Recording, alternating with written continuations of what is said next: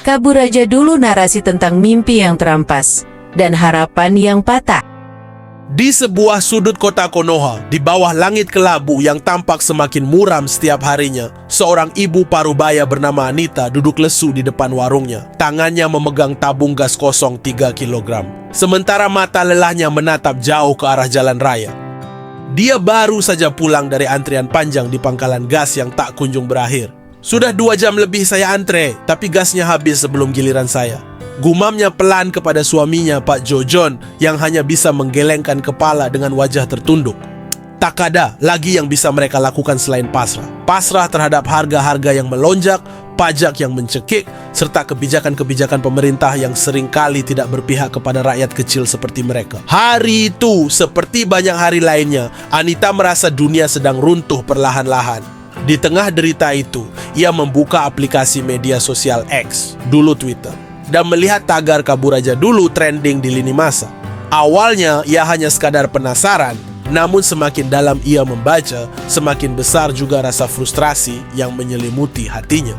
Tagar kabur aja dulu bukan sekadar tren viral belaka. Itu adalah jeritan hati jutaan orang Konoha yang merasa sudah tidak punya tempat lagi di negara tercinta. Di balik setiap cuitan, ada cerita tentang ketidakadilan hukum, korupsi yang semakin brutal, oligarki yang semakin sadis, dan kebijakan ekonomi yang hanya memperkaya segelintir orang.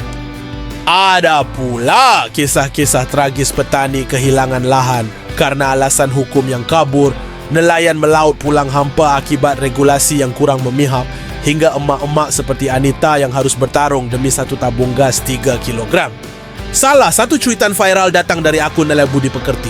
Mereka bilang kita bangsa pejuang. Tapi apa artinya perjuangan kalau rakyatnya sendiri mati pelan-pelan? Koruptor bebas berkeliaran, kami malah susah cari makan. Mungkin benar kata orang, tagar kabur aja dulu jawabannya. Cuitan tersebut mendapat ribuan retweet dan like dalam hitungan jam. Resonansi publik begitu kuat, seolah semua orang memiliki luka dalam yang sama.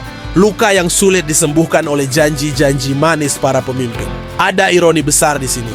Sebuah negara yang katanya kaya akan sumber daya alam, ternyata gagal memberikan kesejahteraan bagi rakyatnya. Bahkan, untuk urusan sehari-hari seperti membeli gas atau bahan pokok, masyarakat harus rela bersusah payah. Di sisi lain, di sebuah apartemen mewah di Singapura, seorang pria bernama Andi sedang menonton video dokumenter tentang Konoha. Matanya berkaca-kaca saat melihat gambaran buram negaranya. Petani digusur dari tanahnya, pengusaha kecil gulung tikar akibat pajak tinggi, hingga anak-anak putus sekolah karena kemiskinan. Andi dulunya adalah salah satu dari mereka, seorang insinyur muda yang bersemangat membangun negeri. Namun, realitas yang keras membuatnya memilih jalan lain. "Aku capek, Mas," ujar Andi dalam pesan WhatsApp kepada sahabat lamanya Bagas yang masih tinggal di Konoha. "Di sini aku hidup tenang, meski kadang rindu rumah. Tapi lihatlah kondisi di sana. Apa bedanya dengan neraka?" Bagas hanya bisa tersenyum getir. Ia tahu persis apa yang dimaksud Andi. Setiap pagi, ia harus melewati jalan rusak menuju kantor. Setiap sore, ia mendengar keluhan tetangga tentang sulitnya mencari pekerjaan. Dan setiap malam, ia melihat berita di televisi tentang pejabat yang tertangkap korupsi. Namun entah bagaimana cara mereka lolos dari jeratan hukum. Kamu benar, Di. Kadang aku juga mikir, kenapa nggak ikutan tagar kabur aja dulu kayak kamu, balas Bagas. Tapi, ini kan rumah kita. Aku cuma takut, kalau semua orang pergi, siapa yang bakal memperbaiki semuanya?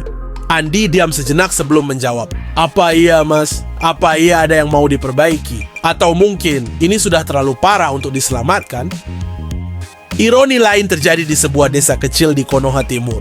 Seorang petani tua bernama Pak Slamet baru saja kehilangan lahannya setelah pengadilan memutuskan bahwa tanahnya milik perusahaan korporasi besar.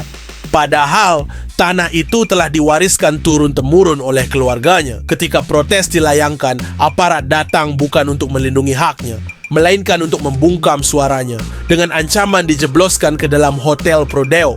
"Saya sudah tua, Nak," ucap Pak Slamet kepada cucunya, Wato, yang sedang kuliah di perguruan tinggi swasta di Konoha City. "Kalau kalian generasi muda ingin pergi ke luar negeri, silakan saja. Di sini, hidup hanya akan menjadi beban." Wato menangis mendengar perkataan kakeknya. Ia sadar betul bahwa masa depannya di Konoha sangat suram. Dengan biaya pendidikan yang mahal, lapangan kerja yang minim, dan sistem yang tidak adil, ia mulai mempertimbangkan untuk mengikuti jejak teman-temannya yang memilih kuliah dan bekerja di luar negeri. Di malam itu, ia menulis status di akun X-nya. Beribu maaf, Kek. Mungkin suatu hari nanti aku akan pulang.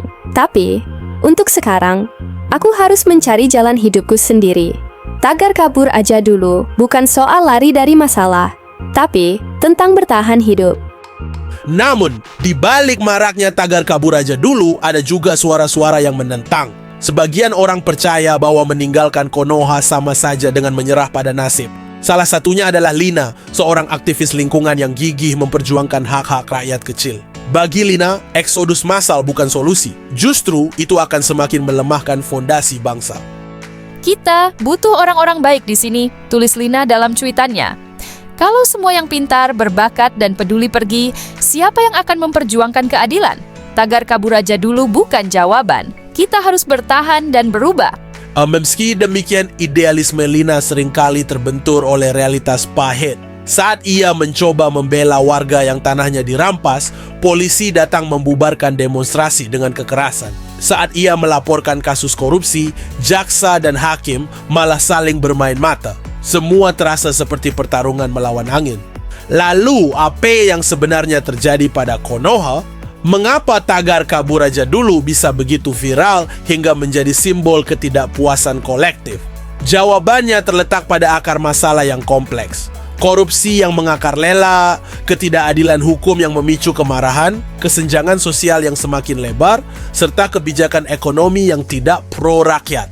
Konoha adalah negara yang katanya kaya, tetapi kekayaannya hanya dinikmati oleh segelintir elit. Sementara itu, mayoritas rakyat harus berjuang jungkir balik hanya untuk bertahan hidup. Ketika harapan pupus, ketika mimpi-mimpi dipatahkan oleh sistem yang bobrok, maka wajar jika banyak orang memilih untuk pergi. Bukan karena mereka tidak cinta tanah air, melainkan karena mereka merasa tidak ada lagi ruang untuk bernapas di sini. Namun, di tengah gelombang keputusasaan ini, ada satu hal yang patut direnungkan. Apakah benar meninggalkan Konoha adalah solusi terbaik? Atau justru ini adalah saatnya bagi kita untuk bersama-sama memperbaiki apa yang rusak? Seiring waktu tegar kabur aja dulu mulai redup digantikan isu-isu baru. Namun, makna di baliknya tetap abadi. Sebuah potret dari keadaan yang memprihatinkan sekaligus seruan agar kita semua tidak menyerah begitu saja. Bagi Anita, Andi, Bagas, Watok, Lina, dan sejutaan anak negeri lainnya, perjalanan masih panjang.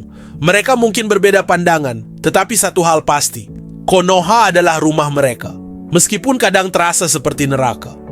Dan siapa tahu mungkin suatu kapan nanti Konoha akan kembali menjadi tempat di mana setiap manusia bisa hidup dengan jujur, tentram, adil, dan sejahtera. Hingga saat itu tiba, mari kita berharap dan berjuang agar tagar kabur aja dulu tak perlu lagi trending di masa depan. Dan pertanyaan di benak banyak generasi, apakah ini akhir dari harapan kita semua? Bagaimana menurut pendapat kamu guys? Tulis saja di kolom komentar.